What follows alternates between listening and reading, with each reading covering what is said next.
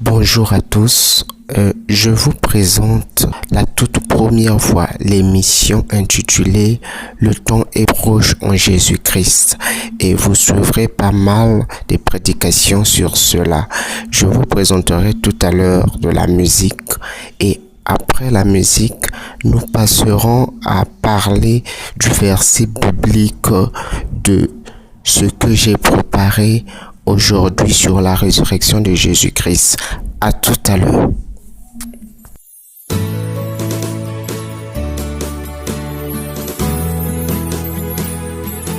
Lion of Judah, my trust is in you. Ancient of days, my trust is in you. I am that I am, God. My trust is in you. Lily of the valley, my trust is in you. Hey, I put them all in you. Oh yeah, my trust is in you. I put them all in you, Jesus. I put them all in you. Hey, my trust is in you. See my baby, yeah. I put them all in you.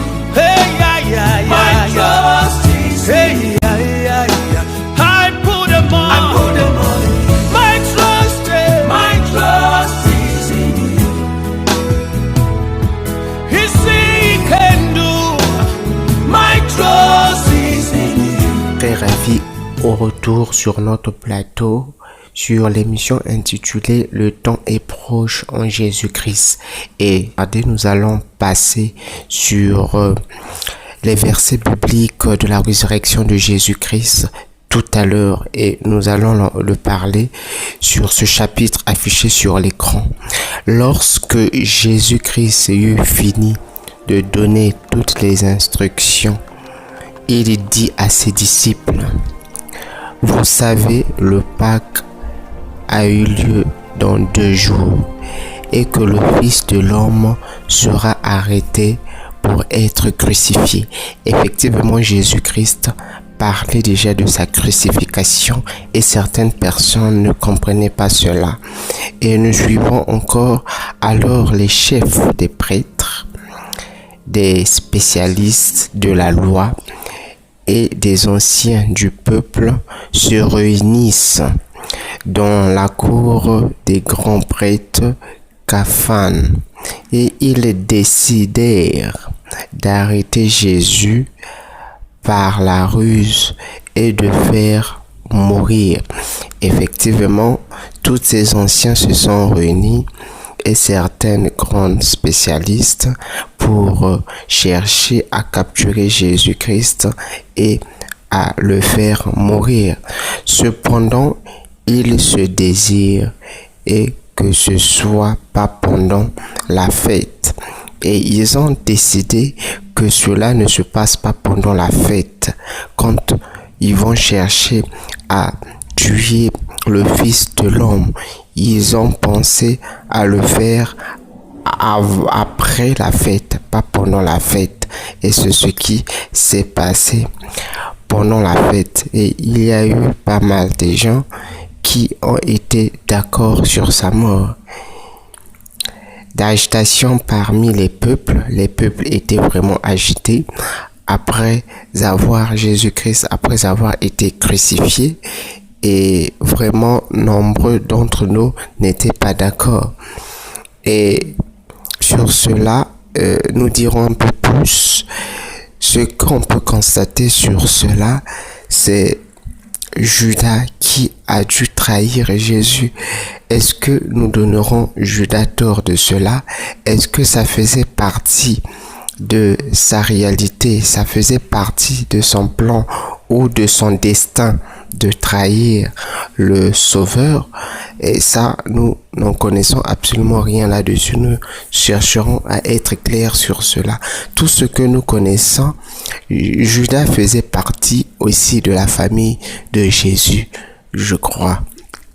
Et est-ce que réellement, effectivement, dans sa vie, il fallait passer par là pour trahir le Fils de l'homme. Bref, tout ce que nous devrions connaître dans la Bible. Nous parlons aujourd'hui de la crucifixion de Jésus-Christ, de sa résurrection au fait. Excusez-moi, de sa résurrection. Notre Seigneur Jésus-Christ nous invite. Il est mort sur la croix. Il est ressuscité. Voilà certaines vidéos qui défilent de notre Seigneur Jésus-Christ. Il est allé prier pour dire au Père qu'il ce douleur qu'il est s'éloigne de lui, parce que Jésus-Christ n'était pas seulement à la fois spirituel, il était aussi à la fois physique. Il sentait tout ce que toute personne sentait. Et nous aussi, nous devrions comprendre cela. Nous ne devrions plus être des gens qui doivent trahir les autres, comme l'a fait Judas, qui le fait par exprès ou pas. Nous ne devrions pas être des Judas pour cette résurrection. Si parmi nous, nous avons des gens qui sont des Judas, sortons de cela. Cherchons à corriger cela par rapport à cette émission que le Seigneur Jésus-Christ nous invite à sortir de cela. Ne soyons pas des Judas, ne trahissons pas les autres, venons vers le but. Ne cherchons pas à garder ce qui n'est pas possible. Cherchons à dire de la vérité à l'autre. Ça sert pas de garder à l'autre la vérité. Voilà ce que ça dit aussi sur ce chapitre que Jésus-Christ nous invite. Il nous a montré l'exemple seulement que dans la vie d'aujourd'hui, il y a de la trahison, il y a des gens qui trahissent les autres. Et quand on voit ce qu'il veut trahir, ça n'a pas de sens. Aujourd'hui, nous sentons certaines personnes se contretuent à cause de l'autre, parce que l'autre a besoin d'argent, parce que l'autre a beaucoup d'argent au fait, et nous devons l'éliminer pour que nous aussi nous puissions en bénéficier. Non, ne soyons pas hypocrites, mes frères et sœurs. Chacun de nous, le Dieu Tout-Puissant, le Père, le Créateur de toutes choses, nous a donné cette chance de réussir, de faire en sorte que chacun de nous puisse avoir quelque chose à manger, que ce soit physiquement ou spirituellement. Le bon Dieu nous tend la main et Jésus-Christ s'est sacrifié pour nous. Même s'il a été trahi. Est-ce que nous aussi nous faisons partie des gens sacrificateurs? Est-ce que nous pourrons aussi se sacrifier pour l'autre? Mais ce qui est plus important, ne soyons pas des Judas, ne soyons pas des gens qui vont trahir l'autre. Ça, c'est ce qui est fondamental sur ce verset biblique. Ne soyons pas des Judas, mais soyons honnêtes aujourd'hui envers nos frères et sœurs. Peu importe les problèmes que nous avons, disons à cette personne la vérité. C'est ce qui est très important et fondamental. Ça sert pas de trahir. Ça sert pas de dire du mauvais à une autre personne, d'une autre personne. Non, changeons nos comportements sur cela, sur ce vidéo, sur cet exemple que Jésus-Christ a eu sur la terre envers ses apôtres, ses amis, on peut les appeler, ses disciples, on peut les appeler. Et nous aussi, nous faisons partie des disciples, des amis de Jésus-Christ. Ne cherchons pas à trahir l'autre, ne cherchons pas à mettre l'autre dans des mauvaises difficultés, mais cherchons à mettre l'autre dans des bonnes conditions. Ne cherchons pas à être les Judas. Voilà ce que la Bible nous dit. Jésus-Christ a été homme comme nous, beaucoup plus spirituel, mais il y a des moments où il sentait de l'inquiétude, où il se sentait pas mieux par rapport à sa vie sur terre, parce qu'il savait qu'il devait passer dans ces situations de mort. Et nous, qu'est-ce que nous faisons? Nous, qu'est-ce que nous pensons aux autres? en ce moment. Ne soyons pas des Judas, mais corrigeons nos erreurs sur cela. Ne soyons pas cela. Changeons nos comportements. C'est ce que ce verset veut nous dire. Nous allons continuer cela encore sur le verset ceux qui biblique. avaient arrêté Jésus l'amenèrent chez les grands prêtres caspiens, où les spécialistes de la loi et les anciens étaient rassemblés